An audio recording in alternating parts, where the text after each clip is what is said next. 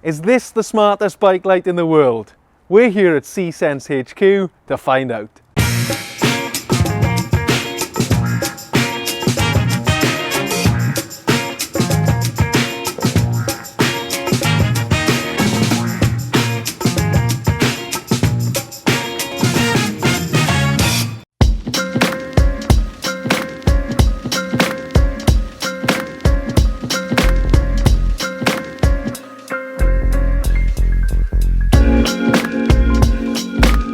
Smart technology is finding its way into every part of our lives, from TVs to the phone in our jersey pockets to fitness eyewear. See.sense blazed the trail with their intelligent front and rear lights, which have received universal praise from the cycling media and customers since their release. Let's chat to the man who started it all.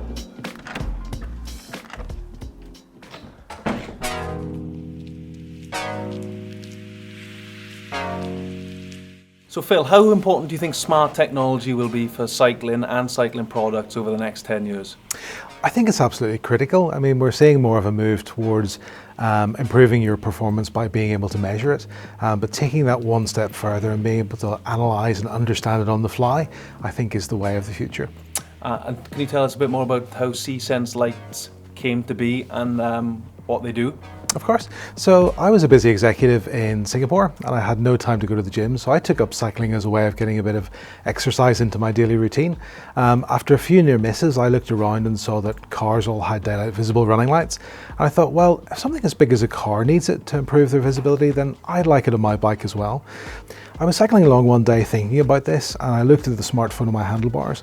I realised that it had a level of situational awareness. It knew where I was going and what I was doing and a bit about the environment around me. And I thought, what if we took the smart sensor technology from the mobile phone and we integrated it into the bike light to give it the situational awareness?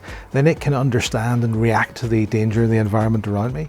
So can you tell us a bit more about where you design and build the lights, please?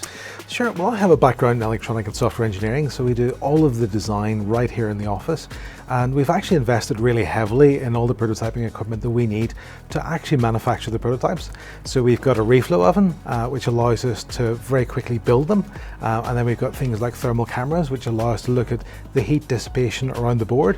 And then we can do it much more efficiently so that we run the LEDs cooler, and that means we can run them brighter as well. Cool. And so what sort of feedback have you got from commuters and sporty riders that have used the lights? I think the most common piece of feedback that we get is that cars give them more space. And it's something we'd love to be able to measure more scientifically, but it definitely seems to be true. The brighter the light and the more interesting the flash pattern, the more it puts the cyclist onto the mental map of the driver, just allowing them to treat them with more care and respect. And do you think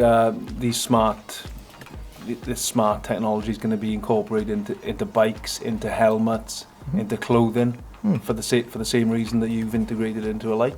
Very much so. I mean, when we look at the sort of sensor technology that we have, we can already work out things like your cadence, your lane positioning, and other things like what sort of frame material you're using, how stiff your bike is, how good a cyclist you are, how much power you're producing. And all of those things, we're using them as clues to understand more about you and how you cycle. And so you imagine that technology integrated into bikes and all the things that could do, it's an obvious next step. And the latest version of the light is going to help improve our cities. Can you tell us a bit more about that? Sure. So the optional data that we're collecting, so you can opt in or out of data collection, allows us to look at things like potholes, near miss information. Our city bike offering will offer air quality, amongst other things. And so that's about improving our cities. So if we imagine something like potholes, the cities are under a lot of pressure to reduce the number of potholes and to reduce the amount of money that they're spending fixing them. So with our technology, we monitor the roughness of the road.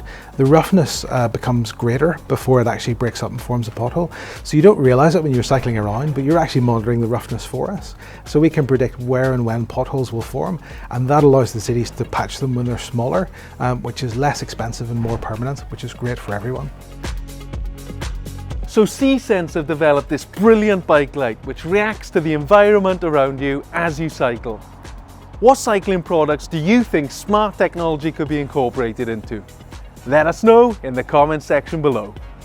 And while you're here, Don't forget to subscribe.